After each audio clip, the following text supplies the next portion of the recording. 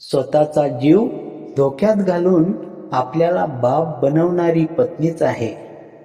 आपल्यासहित आपल्या आईवडिलांची, मुलाबाळांची काळजी घेणारी आपली पत्नीच आहे. प्रियसीचा चेहरा चंद्रासारखा दिसतो, पण पत्नीच्या चेहऱ्यात कधी आपण चंद्र पाहत नाही.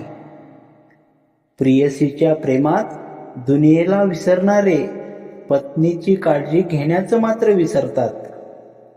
आपण कसेही असलो तरी ती जन्मोजन्मी हाच पती मिळू दे म्हणून देवाला विनंती करते.